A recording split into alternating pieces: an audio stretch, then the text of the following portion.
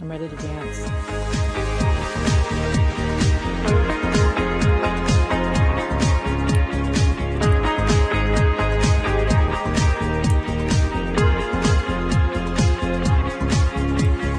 Welcome to LOA Today. Walt Thiessen and life coach Patty Framo here. Today is Monday, September the 10th, 2018, 4 p.m. Eastern Time, your second daily dose of happy for the day. And we hope your day's off to a good start. Your week is off to a good start because, as we like to talk about every Monday, Monday's the most important day of the week. I mean, it may not seem like it, but it really is because, what's the normal thing for Monday? Oh, God, it's Monday. Yeah, usually you're dragging your feet. Isn't that what it is usually? Oh, yeah, it's crazy. But we try to encourage people to get into that happy place because when you're in that happy place, your week goes so much better. So we hope your Monday's off to a great start. And even if it's not, you made the right decision. You decide to tune into the podcast today. We're going to help you get there. And we actually have help today. Because we have a podcast veteran. Like, this is like one of the best podcast veterans out there doing stuff related to the law of attraction. Julie Ryan is on the Law of Attraction radio network. And I don't even know how many years she's been on there. She probably won't even admit to it because, we like to not give away ages around here. But she is like this. She's like one of the queens of Law of Attraction podcast. And she was very kind to decide to come on board and do a show with us today. And we're going to learn a lot about her. I mean, if you read her description on her podcast page, it's really kind of intriguing. In fact, Patty, it made me think of you because of your background and what you do for a living. There's like a definite overlap here. So I'm kind of curious to see how is it that the two of you are going to be communicating on this one particular thing? Because Julie is a medical intuitive. I don't even know exactly what that is, but I think we're going to find out. She's a medical intuitive and a spiritual psychic counselor who can sense what medical conditions and illnesses a person has to facilitate energetic healings. She's able to see energy fields as well as communicate with those who have already transitioned, and she can do all of this through distance healing, which means she is amazingly well connected to source energy. So without further ado, welcome Julie Ryan to the podcast. Thanks so much. I'm delighted to be with you this afternoon. Happy Monday. Happy Monday to you too. We hope you're having a great Monday too. I am. So, all right, I have to ask, this is the only way that I can think of to start the podcast. What is a medical intuitive? A medical intuitive is somebody who can detect and facilitate healing with medical conditions, either in humans or animals. Wow. Or plants or whatever. I don't do a whole lot of plants, mostly humans, but dogs and cats and other animals too at times. And so I raised my vibrational level to the level of spirit, because when we're in human form, our spirit is attached to a body, and the body has mass, and so it slows down the vibrational level.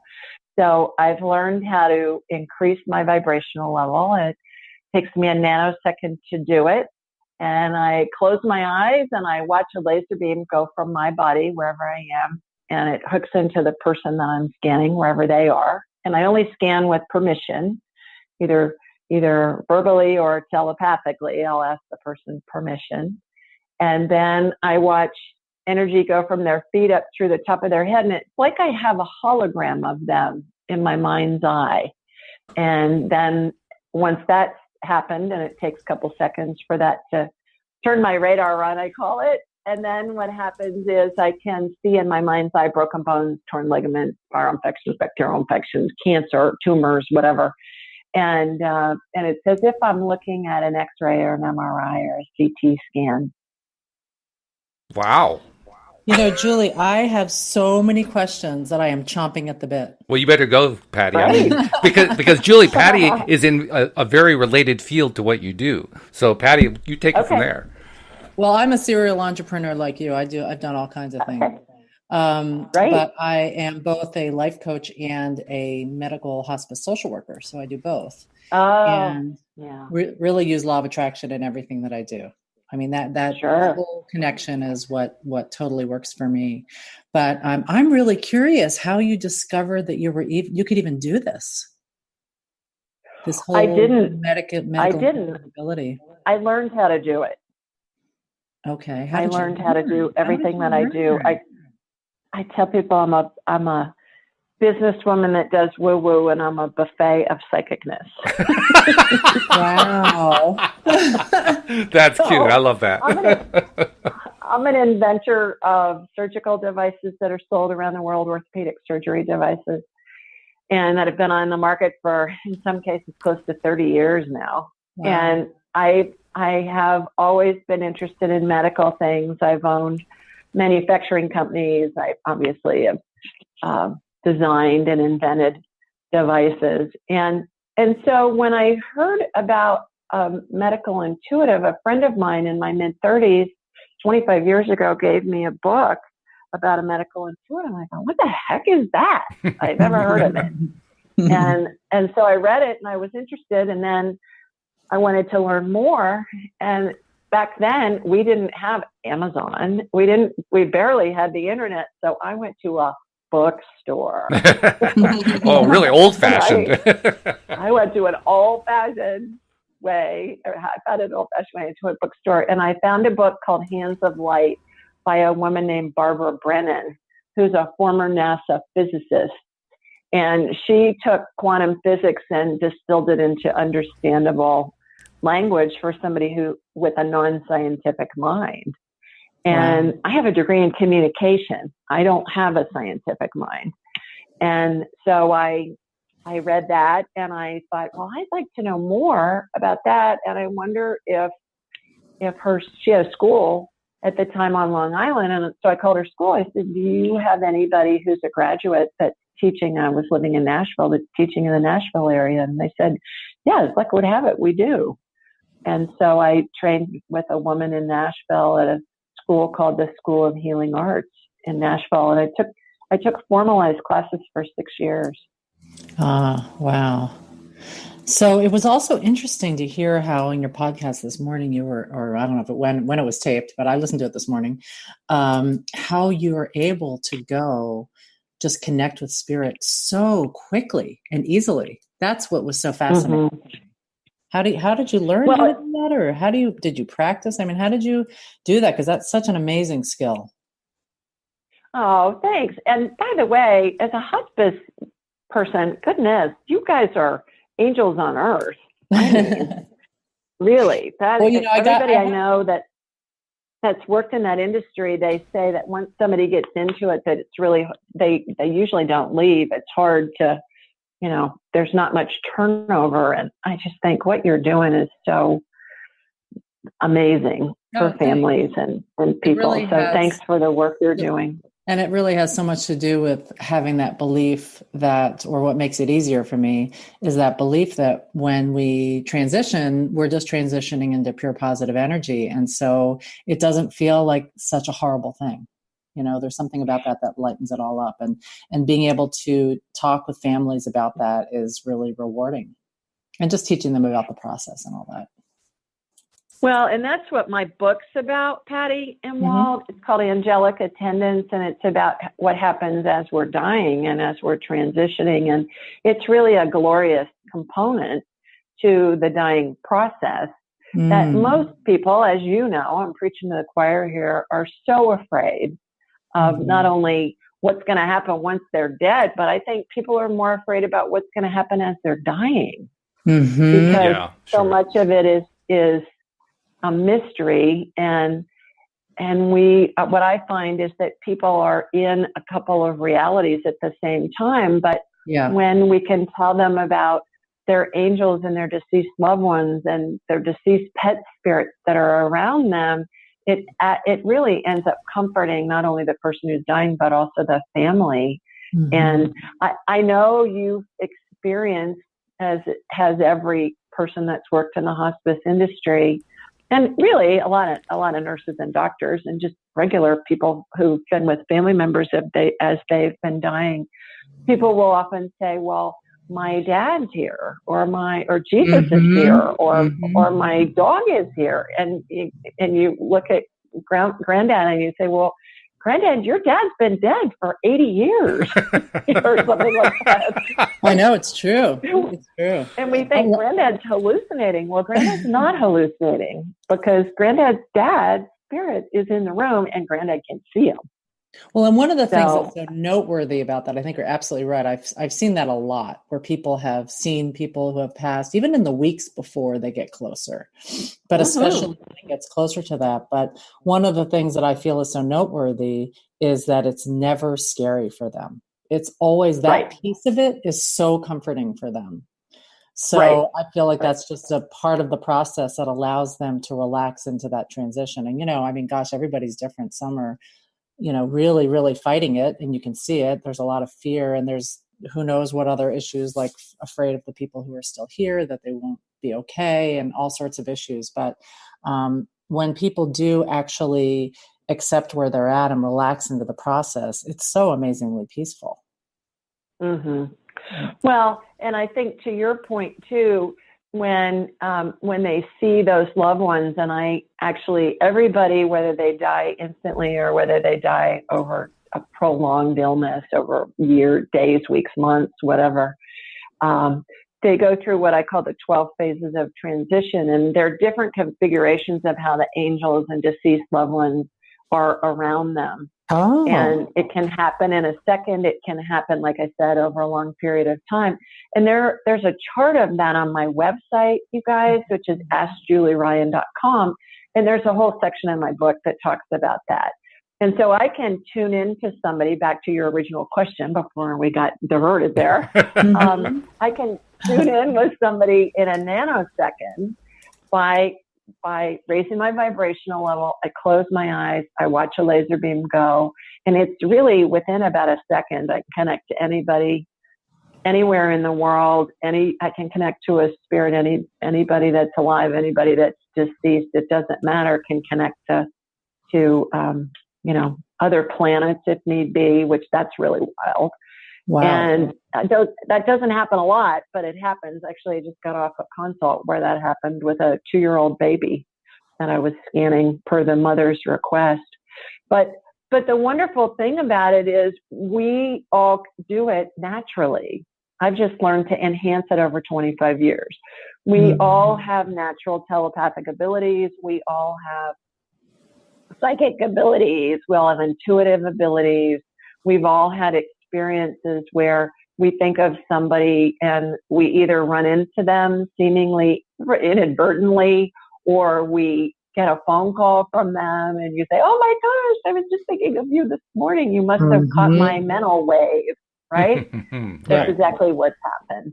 So we all have had things where we thought we didn't have a good feeling about it, but we did it anyway, and then we regretted it. Yeah. That's all. It's that inner knowing that we all have. I agree. Absolutely. I'm just really curious how you're so you can do it so quickly and easily, because a lot of people with law of attraction, one of the things they struggle with, I run a little like a meetup for law of attraction, and one of the things a lot of people mention is just how difficult it is when they're in a lower place, how to get into that higher vibration.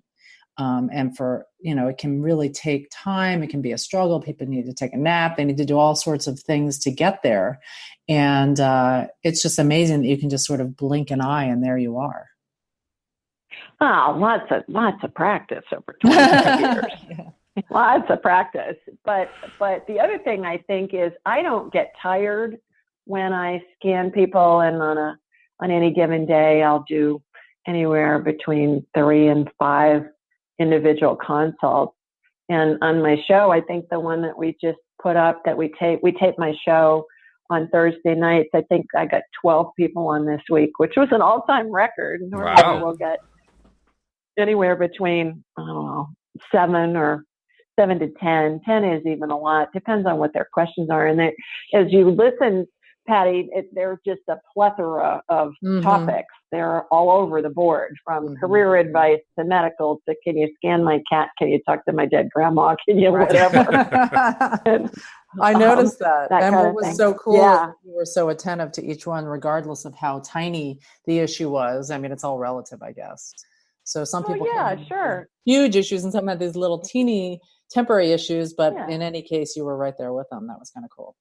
But that's what makes it fun. And then on the show, people who are listening invariably will benefit from it because they'll have some semblance of whatever the questions being asked are either happening in their lives or happening to somebody that they know, and maybe they'll pick up a little tidbit of divine guidance or something. I call it divine downloads that I get when I get information for people. But when I was first starting out, to answer your question, I would close my eyes and envision a geyser of light going from my feet and shooting out the top of my head, like you see in the national parks, you know, the geysers out in the, I don't know, where are they, in Yosemite or wherever. Yellowstone, and, Yellowstone. Yeah, Yellowstone. Yogi Bear. Hey, boo-boo. I think it's Jellystone, but that's okay. That's right. That's right. So that's what I did initially, and now it's just I've done it so much that it just takes me really a fraction of a second. What was it like the first time, though? I mean, the very first time you were in training and you were being guided on how to do all these things. The very first time that you connected, what was your reaction? Well, the first chapter of my book is all about my journey and how things came into me. And I started seeing colors, and I started seeing then figures. And after I'd been studying, and it wasn't necessarily that I was taught technique, I was taught more about how energy works and the quantum physics of energy and that kind of a thing. And so it started coming into me as colors, and I'd see these colors swirling around, and I thought, who needs LSD? I can just do this energy stuff. I got all this like wild stuff going on in my head.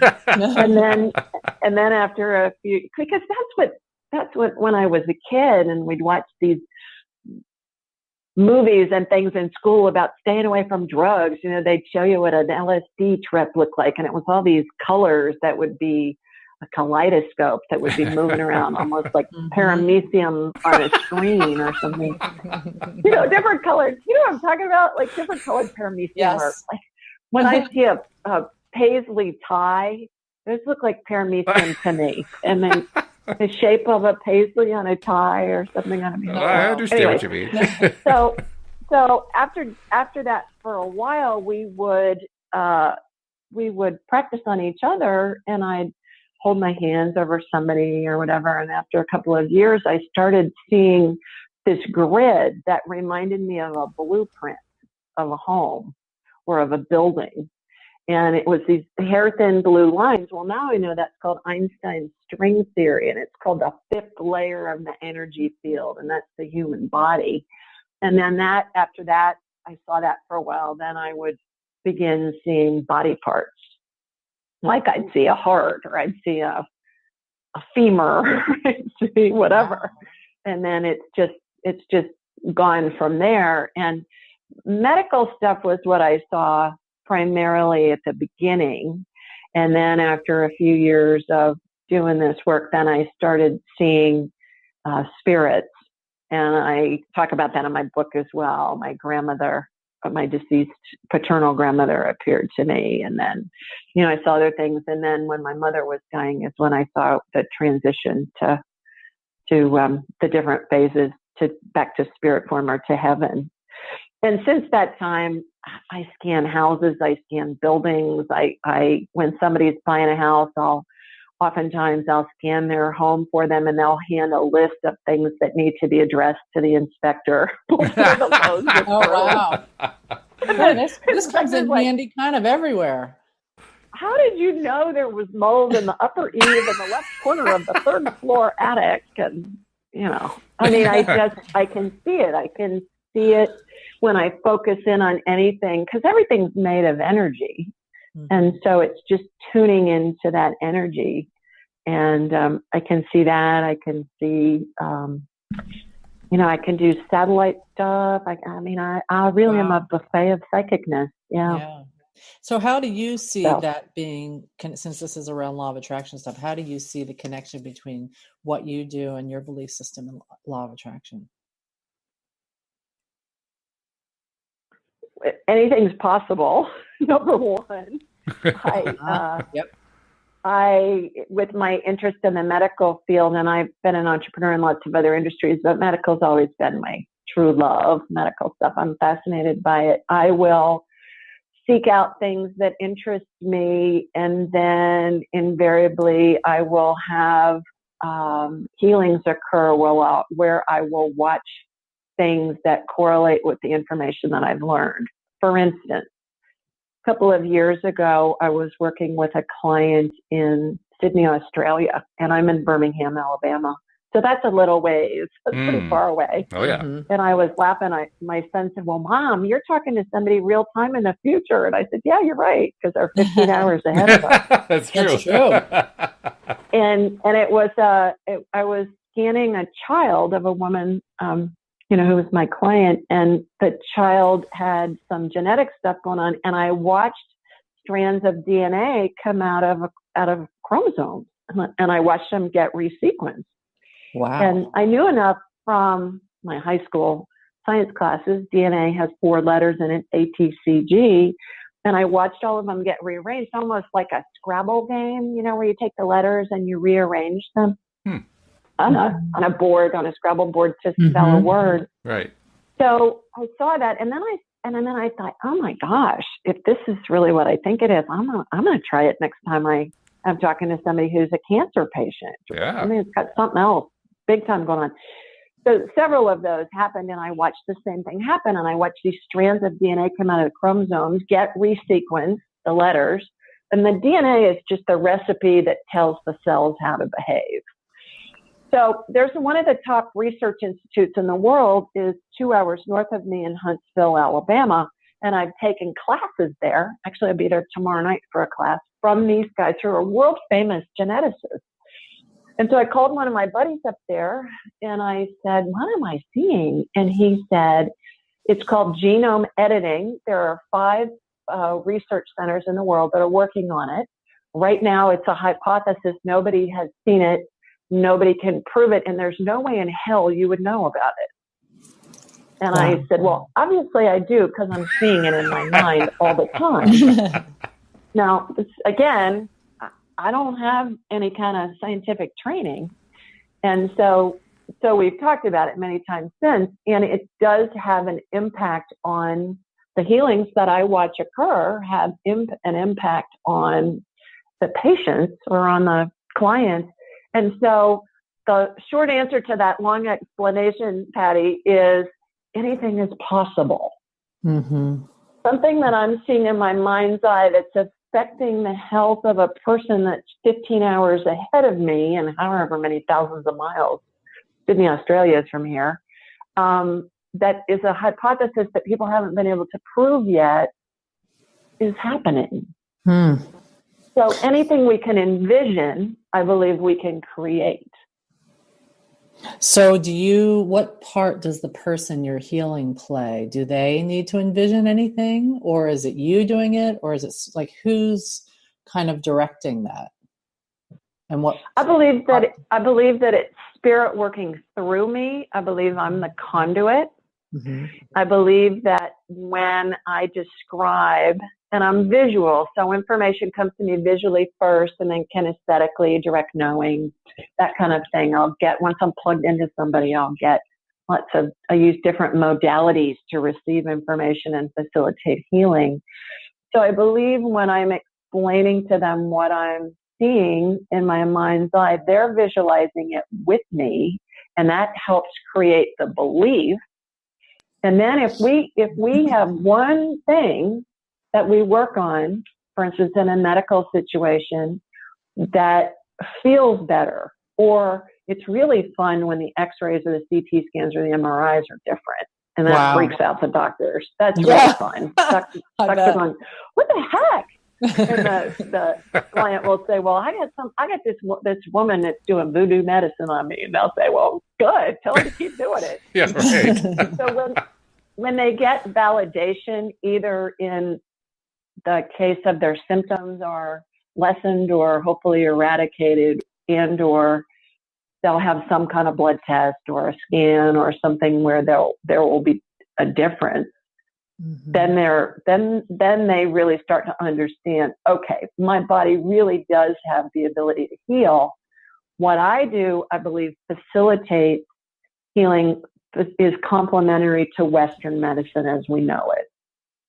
So oftentimes, as you probably heard on my show, somebody will have, like, I tell them a lot, they're twisted sisters because they need to go see a chiropractor. And so I'll watch an energetic healing occur where I'll watch a chiropractic adjustment, and that will either take care of what the issue is and or really lay the groundwork so that when they do go get the actual chiropractic adjustment, it's going to facilitate that working better, faster, more completely. I see surgeries happen a lot before an actual surgery occurs. I see, with my 3 decades of experience in and out of the operating room, I see energetic surgeries that emulate that, what I saw in the operating room. I see energetic surgeries happen that utilize techniques and devices that I don't believe have been invented yet, which I love that as an inventor. Wow. That's really fun to see that. So I believe it's all holographic. It's all complementary to each other. It's just an extra set of tools to help the person heal and attract whatever it is they're looking to attract. I also spend a lot of time helping people get very concise in what it is they want, because I think we wobble a lot. I think we're like on seesaws, and we try and control how we're going to get what we think it is we want, and it just messes it up. Yeah, I'm wondering how much the person who's receiving the healing from you has to do with their own attitude, their own belief system. There could be somebody like me, for example, that you've had back problems your whole life and you've tried everything and blah, blah, blah. So you've got a certain mindset on how difficult that is to cure. How would that affect your ability to have spirit help them? Well, I think it can affect it a lot, but I also think anybody that is asking for my assistance, there's a part of them that's searching for that. So there's a part of them that believes or is hoping that maybe this is going to help. And it's just that little teeny bit of hope or of curiosity. I just need a little teeny bit to get in there and help facilitate healing. And I also trust that whatever happens is in the person's best interest. So it's their spirit's path. And it's maybe, I always talk about people follow the yellow brick road. You're going to have a brick light up on the yellow brick road that's going to be some sort of inspiration. Maybe it's, you decide you want to look into energy medicine, so you Google it. Well, the next brick lights up and you see all these different healers and people like that, and you look through that, and then the next brick lights up and you narrow it down to 3. So you just follow your inspiration as it goes, as you go down the yellow brick road, and it eventually leads to whatever it is that you want. So do you ever following that inspiration? Do you ever have, or see in people or have yourself, where an active brain kind of overtakes the worry or anxiety or activity in your brain, and your thinking kind of overshadows that allowing of those healings to happen? Oh, 100% of the time. That's how we're raised. Yeah, absolutely. Absolutely. Do you need to shut that off to make it work, or how does that work? Well, I think that it's a learned skill to be able to trust that it's all going to be in my best interest. And when something really snarly happens, or something happens that is not how you want things to be, it's a red flag to say, okay, well, maybe I need to look at this from a different perspective, because it's happening for me, and I just need to see how it's going to unfold. I can give you an example. A couple of weeks ago, I was in Nashville for a meeting, which is 3 hours north of me here in Birmingham. And I drove up and I parked my car and I went in and I had my meeting for an hour and a half. And then I got in my car to come home and it made this really loud noise. And then all of a sudden I couldn't turn the steering wheel and the air conditioning went off. And I went, okay, this is fun. Yeah, and right. so I turned off my car, started it back up a couple times. Well, it was obvious I wasn't going to be able to drive it. So I called AAA and I thought, well, this is going to be an adventure. I ended up being towed. I got to the dealership. They had a loaner car for me. I called a girlfriend that lived there. I spent the night with her and her husband. It was his birthday. We went out to dinner with their kids and their grandkids. I had a ball. She gave me a T-shirt, a toothbrush, and toothpaste. And I didn't have anything with me to spend the night. And then they had my car fixed the next morning. They got me in immediately. They had my car fixed. I was back on the road, heading back to Birmingham at 1. It was a ball. And I could have chosen to be really mad and frustrated and whatever, but I thought, okay, this could be an adventure. Let's see what happens.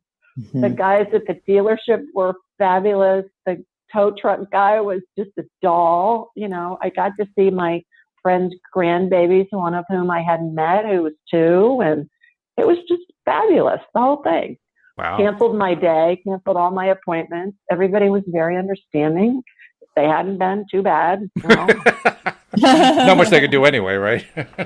Well, not much they can do, and I didn't want to keep them because I didn't know what time my car was going to be ready, and I was going to be driving for 3 hours, and so I think it's all learned. You know, we all learn to overanalyze the daylights out of everything. We can learn to trust that the people we need and the variables we need to show up are going to show up right when we need them perfectly, and then that helps foster us getting to what it is that we're looking to create.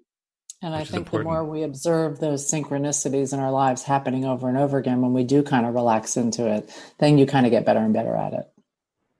Exactly. And as a businesswoman, I have always trusted that the people I'm going to need are going to show up when I need them, and they always have. And I've always been pressured by outside forces to come up with measurables and all that kind of jazz. And with this woo-woo stuff that I'm doing now, I am having a ball with it because I am not doing any of that. No kidding. Wow. I'm just saying, all right, it's just going to unfold how it unfolds. And I don't have a business plan. I'm not tracking sales. I'm just not doing any of it. And it is just a blast. That's the way to do it. It's really been, well, and it's been really magical. It's had lots of magical components as it's unfolded.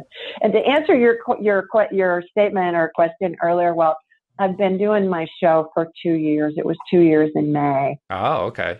All right. Well, actually, we have a listener question for you, Julie. One of our listeners has connected in through the Zoom platform, and via the chat, she has this question for you. She asks, what courses, classes, books would you recommend today to someone who would like to develop their intuitive side? And she says, thank you. And she also says, maybe more specifically, to develop intuition in relation to animals. Yeah, it's all the same. It's all the same. It's just, you just change what your focus is, and then you just connect to that, whatever that is, whether it's a house or an animal or a person or whatever. The book that I mentioned, Hands of Light by Barbara Brennan, PhD, would be a book I would recommend. And my school that I went to is called the School of Healing Arts, and it's in Nashville, Tennessee. So if you Google that, you'll find that. All right, there we go. So now we're going to set a whole field of new adepts out there to learn how to connect spiritually using the books in the Institute. That's pretty cool. Absolutely. I was also checking out your 12 phases of transition that you have on your website. And I'm really curious how you develop that. It looks so interesting. When my mother was dying in 2002, and that's what my book's about, is how she was an educator, and this was her parting gift to me has helped people around the world. I saw this stuff happening with her, and I thought, holy moly, what is this? And then have seen it just countless times since. But she was the first one that I saw all of these phases. And I haven't been able to find any other research or anything similar to this anywhere else in really trying to do a deep dive over the years to find. There's lots on the stages of grief and that kind of stuff, but really not much out there about what happens. There's lots of NDE, near-death experience information, but nothing really about what happens as somebody is transitioning. The only thing that I have found that really even relates to it is a 5th century Gregorian chant that is called In Paradisum. And it talks about the angels and your loved ones will greet you and lead you into paradise. And it's a prayer that's said at the end of every Roman Catholic funeral mass. Mm-hmm. And I was raised Roman Catholic, and I'm a practicing Roman Catholic. And so I've heard it a bazillion times. But after I witnessed all this with my mom at her funeral, I thought, okay, this is, whoever that monk was, or those monks back in the 5th century who wrote that prayer, mm-hmm. These guys were seeing what I see. And that's what the prayer talks about, and that's what I'm able to perceive. Wow. Are you able to perceive this with somebody when they are passing away, when they're going through their treatment? Absolutely. I can scan anybody anywhere in the world, and in a nanosecond I can say, okay, they're in phase 7 or they're in phase 9, and that will tell me immediately how close to death they are. I can communicate telepathically with the person who's dying. I can relay information from them, even if they're unable to communicate with their loved one. I have a bazillion stories about that. I actually scanned a person in Athens, Greece recently who was a retired admiral in the Greek Navy, of all things. Wow. And he had family members here that were trying to get back to him, and there were some weather opportunities, and so they were trying to figure out what stage he was in, how close to death was he? Do we need to go now? Do we need to go later? And I do that often for families that live out of town, because people are buying plane tickets and taking time off work. Oh, I know. Stuff like that. So many times, and you don't know when to come and when not to come, and how close are you really, and you get different answers from everybody you talk to. Mm-hmm. Well, so in my mother's case, the hospice, she was in a hospice facility, a standalone hospice facility, and the nurses, but when we got up there, she was admitted on Friday night. We got to Ohio. She was in Ohio. We got there Saturday morning. We drove all night from Alabama because I could get there faster by driving all night than by flying at that point, mm-hmm. when I got the word that she'd been transferred. And so when we got there, all the staff said, well, she's very well hydrated. She's come in from the hospital. It's going to be a couple of weeks. Well, based on what I was seeing, I was thinking, not so much. And I spent the night because I didn't think she was going to make it through the night. And she died at 5:00 Sunday morning. And the nurses all kept saying it's going to be a couple of weeks. Well, that was not what I was seeing from the spirit world. Mm-hmm, mm-hmm. That's interesting. Hey, Julie, I just wanted to clarify the school that you mentioned. I want to make sure I've got the right one. I just did a little research. The School of Healing Arts at the Estuary, is that the right one? That's it, yes, in Nashville, Tennessee. Oh, yes. Okay, all right. Because I'm going to share that with our listener because she was asking to make sure that was the right one. Yes. Mm. So, listener, I'm now putting that in the chat for you, so you can click on the link. Oh, and she found it too. There we go. See, everybody's on the same page here. That's wonderful. Perfect. I'm wondering. That's the one that I recommend because that's the one I went through. I took 6 years worth of training. I actually spent 4 times more money training myself on how to do this woo-woo stuff, as I call it, than I did to put myself through college with a bachelor's degree. So, yeah, it's but everybody, I think, does the energy work differently, and that's what makes it so wonderful because we all come up with our own nuances and skill sets and methodologies based on how we perceive the information and how information comes to us. Mm-hmm. Absolutely. Well, it comes to all of us, I guess, but you seem to get it really, really clearly. I mean, I don't know that I've ever talked to anybody who has the level of detail that you get, or at least not that they've related to me. Maybe they do get the detail, they just keep it quiet. I don't know, but your level of detail is really remarkable. Well, thank you. I appreciate that. I think that comes from my background. I think it also comes from my interest, and I think that everybody, the way people interpret things, it's just what makes them. We all have our own ways of doing things, and that's just my way. It's just how the information comes to me. Well, you're very modest about the way you say it, but I'm still quite impressed. I have to tell you that anyway. Well, thanks. I appreciate that. All right, so I'm going to ask you. I like to ask the wacky questions. Okay, so here's my sure. Wacky question. What's the wildest experience you've had working with somebody where you were, connecting to them in this way? What's the most, surprising result that you ever got? One of my favorites was a caller called into my show, and he wanted to know if he had any past life experiences that correlated with what he did for his job in this lifetime. And I said, well, what do you do? And he said, I'm an engineer. I thought, okay, cool.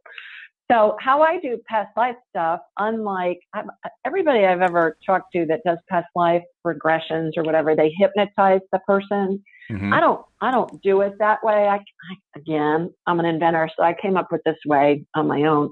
I hook into the person energetically, and then I envision myself walking down this endless hallway that has 30, 40-foot tall ceilings and it's a narrow hallway, and walls, floor to ceiling, are covered in 12 by 12 inch mirrors. Wow. And each mirror represents a different lifetime. And as far as the eye can see, even further than I can see in my mind's eye, they can look like dots on the walls. So I asked, can we come up with a question? Because spirits are really literal. And so I'll ask a question like, are there any past lives in which this caller, in which, let's call him Musa, I believe that was his name. Are there any past lifetimes in which Musa was an engineer, and do they affect this lifetime? So the ones that correlate will come out from the wall almost as if they're on a hydraulic arm. Wow. And then I'll say, show me the one that correlates the most.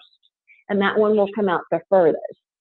And then I picture myself going into this mirror, and I'm shown a movie, kind of like a mini movie of what this lifetime is. And I'll be told dates and years and places and what's going on. And I'll watch this little snippet of a movie unfold, and then we'll correlate it to what's going on in that person's lifetime. So in Moose's case, he wanted to know if he had any past lifetimes when he was an engineer. Well, fine. So the one that I walked into, it looked like a Star Wars scene. It was flying cars and jazz like that. And I thought, oh my gosh, is this a future lifetime? Yeah, right. What I got was, no, it was a past lifetime. I don't remember what the year was, but I believe it was a BC year.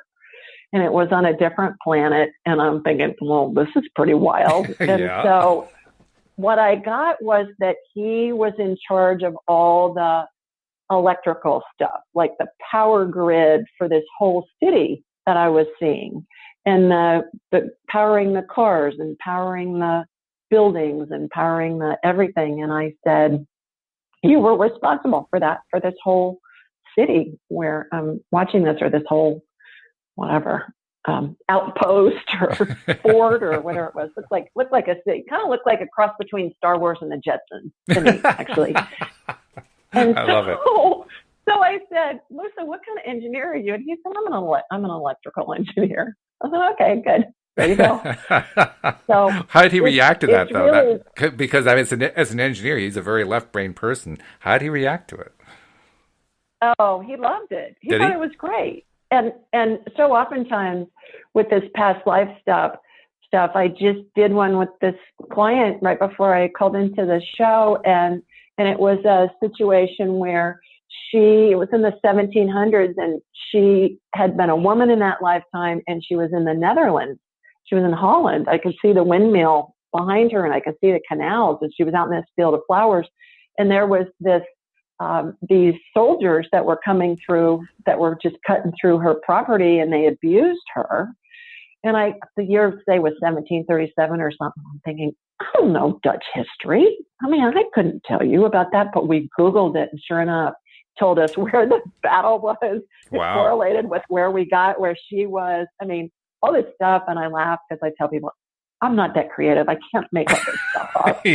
And then we'll get validation by researching some of the dates and times and what's going on. And we'll even pull up the Google images, and they'll match what I described, seeing how these soldiers were dressed. And it's wild. Wow. It's really fun. It's really fun. So what do you think's the most kind of, for if you're going to have someone go into their past life, what would really be the biggest learning lesson, or what's the biggest learning they can get out of doing that? How is it helpful to them? Because of the correlation that we make on what they've experienced previously, and then how it affects this lifetime, and if it's something that's detrimental or something that they don't necessarily want to continue, a path that they want to continue, then what I do is I will release or expel the past life energy from their DNA, because our spirits carry past life memory with us from lifetime to lifetime, and it comes in the DNA of our cells from a spiritual standpoint.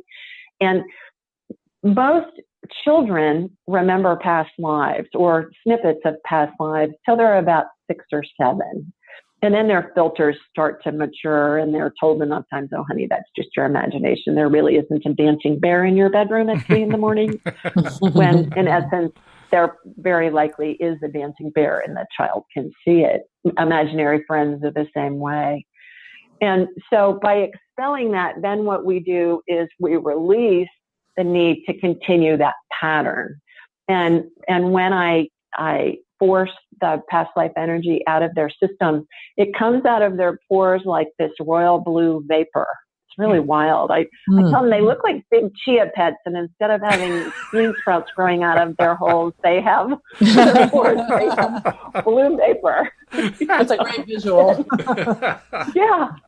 But you look at a chia pet before that stuff starts growing, it's just got a bunch of little holes in the porcupine or whatever. Not that I've ever had one, but I see them on TV as commercials, usually around the holidays. So I think, who's really going to buy that for somebody? Somebody does, otherwise they wouldn't keep selling them, I guess. They do, obviously. So and then people tell me afterwards in subsequent conversations that it really helped. They could feel a difference. And is it a placebo effect? Who knows? But if they feel better, who cares? My feeling. But it also, I think, when they see the validation of this past life and all the different pieces and parts of the scene that we get, and then we can validate from a historical perspective what went on, the believability quotient goes up, Patty, to your point earlier, and it really helps people heal. Well, plus I would also argue that the placebo effect is completely underrated. I mean, I actually think that medical science should be doing a lot more research into the placebo effect, because of all the woo-woo stuff, that's the one they have the most research and the most data on, and yet they dismiss it. And it kind of drives me nuts, because they've got all this information and they're not doing anything with it. Somebody, I'm sure somewhere, is doing something. But I mean, as a mainstream community, overall, they just kind of throw the placebo part out. And I'm saying, oh, no, don't do that. There's so much good information there. But that's just me. You are absolutely right. You're absolutely right. And I teach a lot of people about the NNT. Do you know about the NNT? I do not. No. What is that? It stands for the number needed to treat.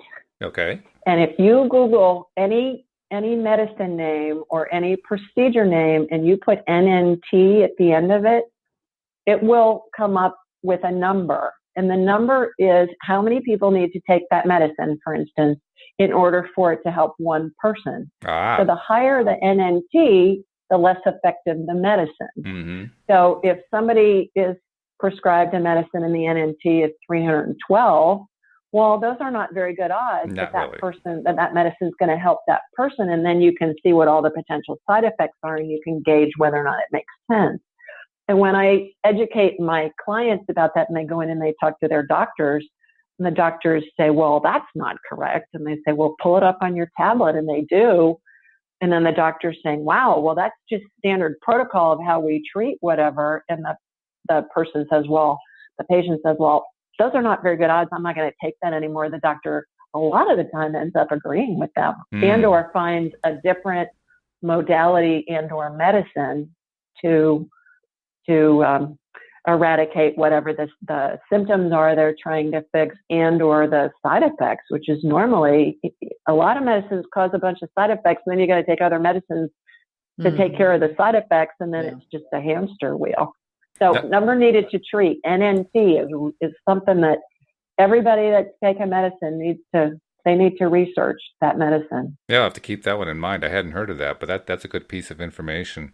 And it also kind of reminds me that, we do have, of course, really good medical professionals out there. You just described how a number of doctors, when presented with information like that, will kind of backtrack and say, well, okay, we're not going to go that way. And that, I think, is where the change really happens. Regardless of what the protocols say, the protocols ultimately respond to the community.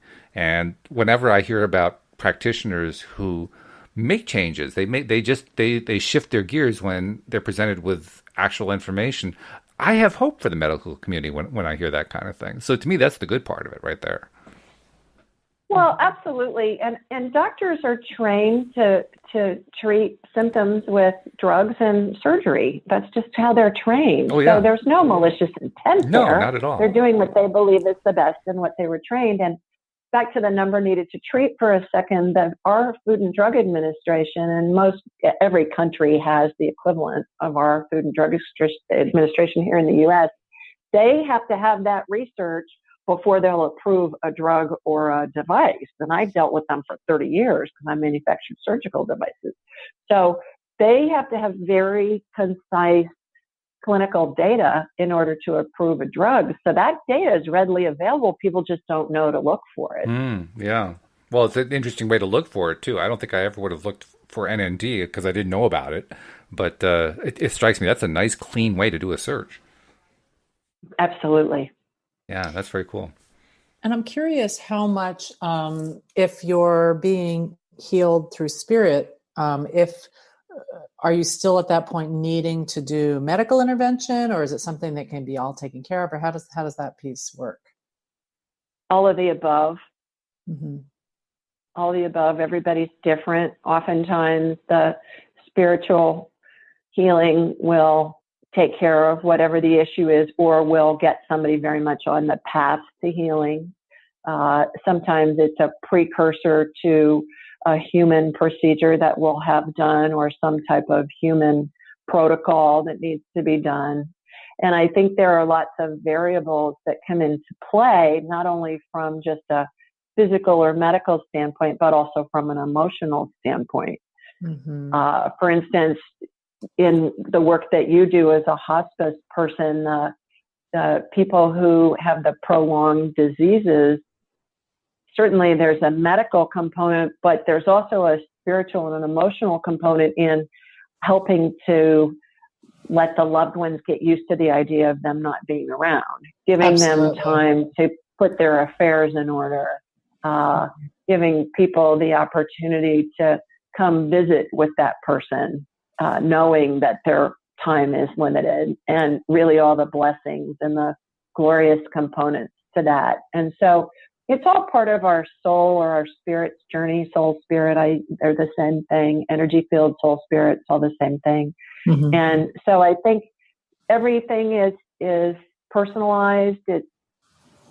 I may see a healing happen on you, Patty, that completely eradicates whatever's going on. I may see a similar healing on you, Walt, and you need to go have surgery to fix whatever the problem is. It's just whatever your spirit and your soul's path is.